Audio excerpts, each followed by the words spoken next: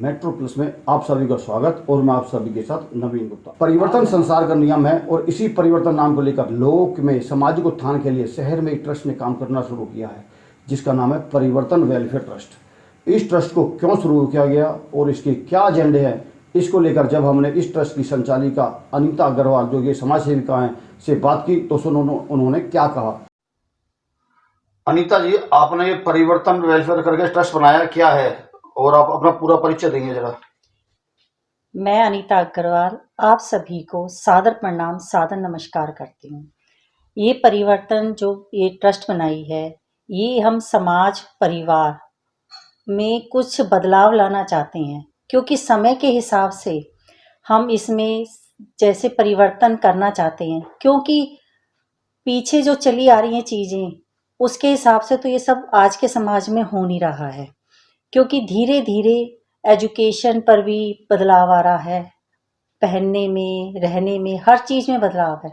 तो उसके अकॉर्डिंग हमें इस चीज़ों में, समाज में, परिवारों में भी लाना है, क्योंकि कुछ चीज़ें हमारे समाज और परिवारों में ऐसा हो रहा है जो हम देख पा भी रहे हैं और देख नहीं भी पा रहे हैं।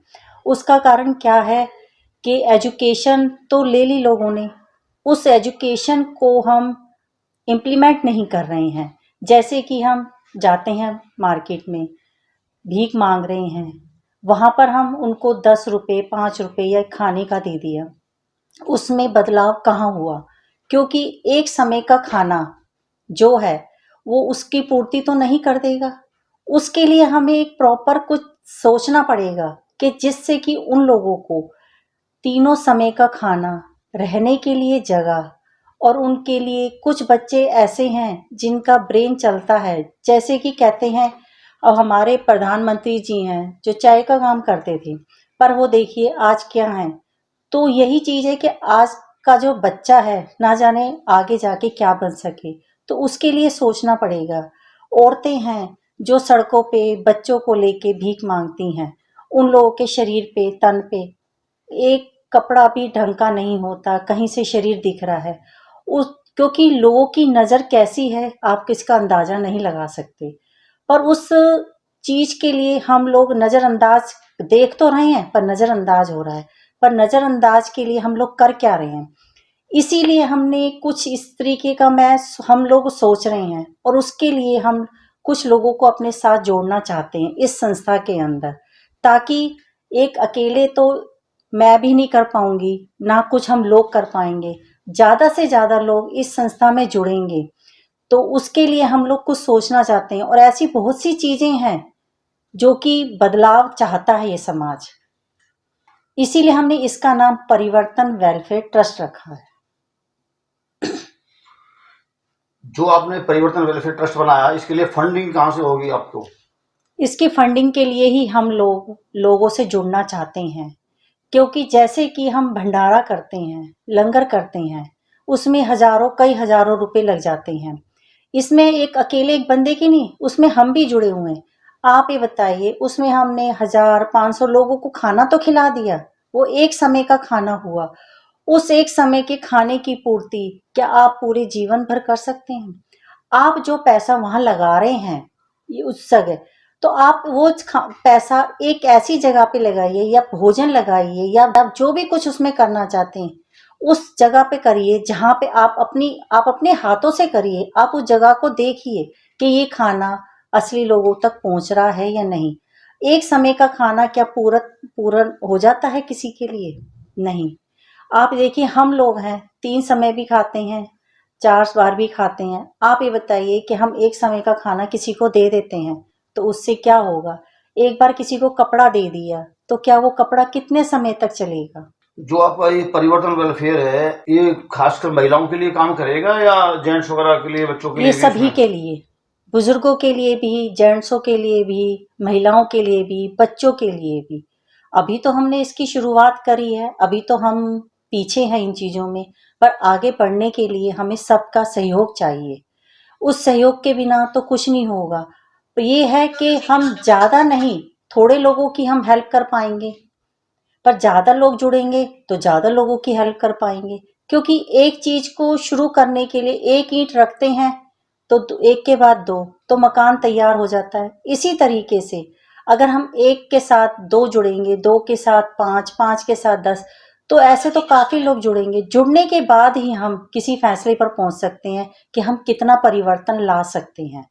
और ये जो है, इसमें मैं अपनी तरफ से ये कहना चाहूंगी कि सिर्फ निस्वार्थ ही लोग करें। ये मत सोचो कि हमें इससे कोई रिटर्न मिलेगा। क्यों? रिटर्न के लिए तो हमारे पास कोई बिजनेस, बहुत चीजें हैं, हम कर सकते हैं। इनमें हम क्या रिटर्न लेंगे? हम जो हमारे पास है, हम ये सोचेंगे कि हमें इसमें कुछ करना है, सहयोग करना है। बस सेवा भाव से काम करना है। हाँ, कुल मिला के निस्वार्थ बात ये। सेवा, निस्वार्थ सेवा होगी। तो आपके ट्रस्ट से फिलहाल कितने लोग जुड़े हुए हैं? अभी तो ज्यादा नहीं, कुछ लोग ही हैं, 10-12, जो कि अभी तो पीछे से ही काम कर रही हैं। जैसे किसी बच्चों की, लड़कियों की शादी होती है, तो उसमें जो होता है हम वो कर देते हैं, या किसी को कुछ वैसी दूसरे तरीके की हेल्प चाहिए होती है, वो दे देते हैं। अभी हम प्रॉपर इस चीज में, मैदान में आए नहीं हैं। हम आना चाहते हैं। उस आने के लिए कहते हैं ना कि किसी एक को तो खड़ा होना पड़ेगा। क्योंकि हम लोग सब ये सोचते हैं, अरे हम क्यों करें ये काम, कोई और करेगा। पर कोई और कौन है वो, और कौन है? उसके लिए किसी एक को तो आगे आना पड़ेगा। जैसे कोई एक आगे आएगा, तो हम साथ में मिलके उसको एकजुट होके काम करना चाहेंगे। आप अपने इस ट्रस्ट में जो मेंबर बनाओगे, लेडीज होंगी या जेंट्स होंगे या कोई भी हो सकता है? कोई भी हो सकता है। इसके लिए क्या करना पड़ेगा किसी को जुड़ने के लिए आपकी संस्था से, ट्रस्ट से? देखिए, इसके लिए हम ज़्यादा डिटेल में अगर जाएंगे तो हमारा ऑफिस है 17/3। वहां पर हम बैठ के इसके पूरी डिटेल में बात कर सकते हैं। क्योंकि जब तक हम बैठ के बात नहीं करेंगे, अभी तो हम लोगों के माध्यम में आगे आना चाह रहे हैं। जब हम पूरा जुड़ेंगे तो पूरी डिटेल के साथ जुड़ेंगे। तो उसके लिए क्या करना है, तो कैसे करना एजेंडे है, क्या क्या रखे हैं आपने इसके? परिवर्तन जो आपने बनाया है, उसका एजेंडा क्या क्या है? क्या क्या काम हुए आपके इस ट्रस्ट इसमें के हम माध्यम से? इस माध्यम से हमने बहुत आगे तक का सोचा हुआ है। अभी तो सिर्फ ये है कि लोगों को जोड़ना, जो जितना हो सकता है हम उतना करेंगे।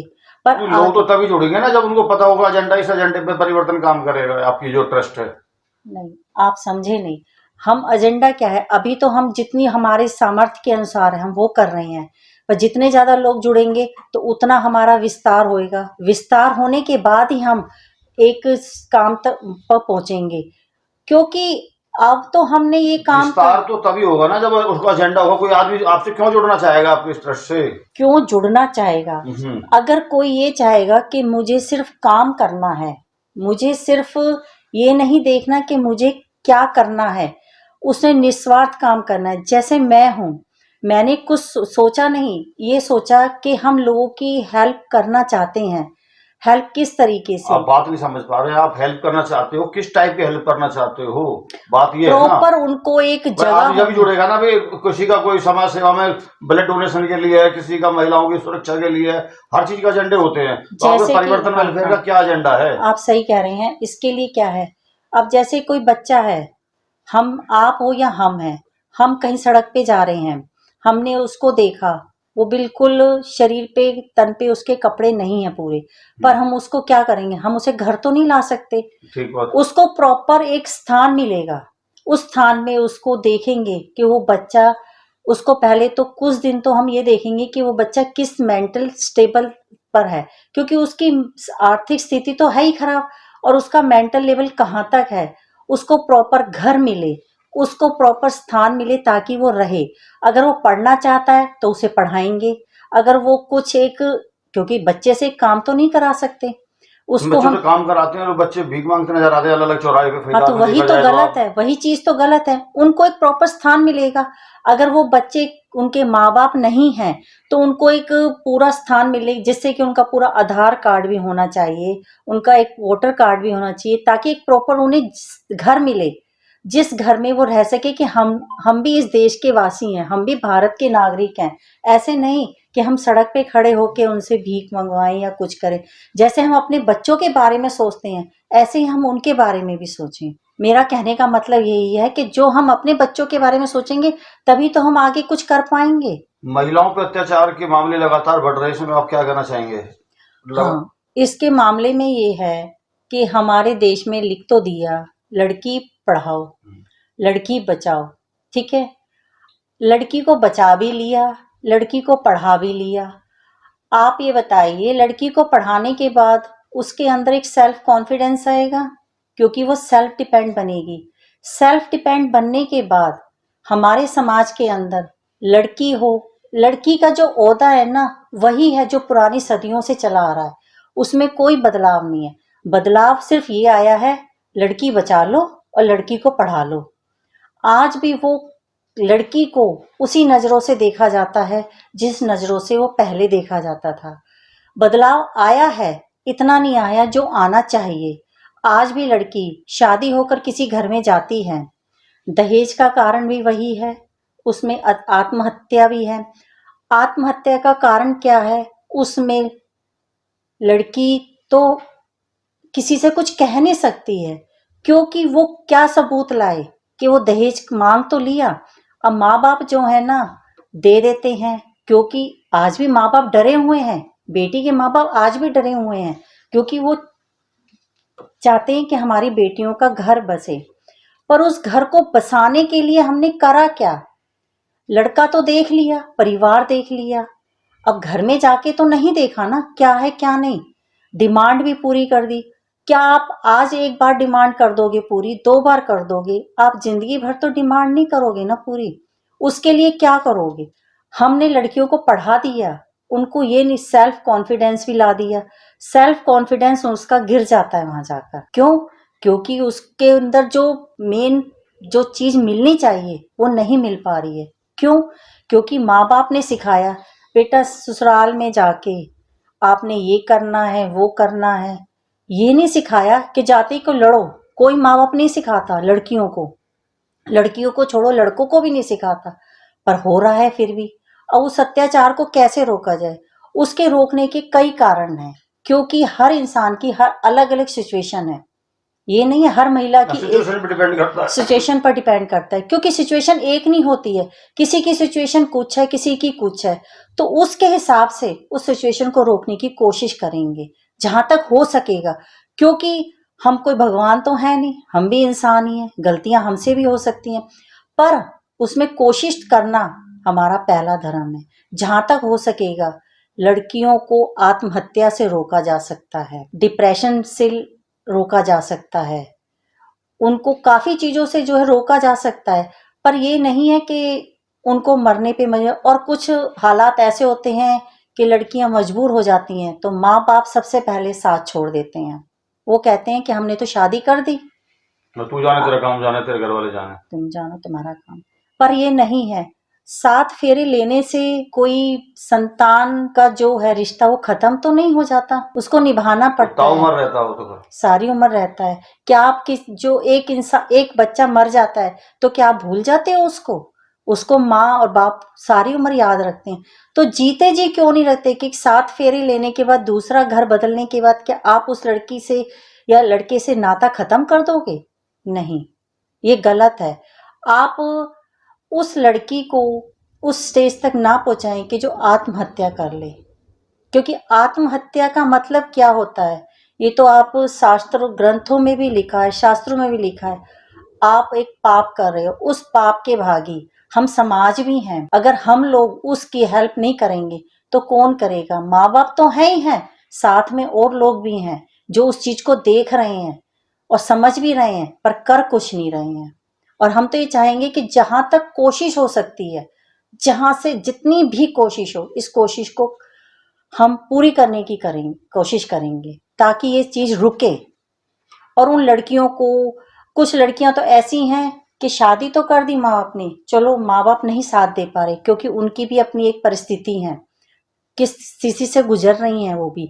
तो उन लोगों के लिए है कि वो आकर वहां रहें, अपने अंदर वो कॉन्फिडेंस लाएं, जिससे कि वो आगे अपने लिए तो पहले खुद खड़ी हों और फिर औरों को खड़े होने का मार्ग दिखाएं। अंत में आप मेट्रोप्लस के माध्यम से अपने परिवर्तन जो वेलफेयर ट्रस्ट आपने बनाया है, इसके लिए आप क्या शहर की जनता से अपील करना चाहेंगे? मैं तो यही कहना चाहूंगी कि आप सब आकर इस सब काम में मेरा सहयोग दीजिए, पर सहयोग वो चाहिए मुझे जो निस्वार्थ हो, कोई स्वार्थ ना हो, और जो भी करना चाहें ऐसे करें कि लगे कि हमने कुछ किया है।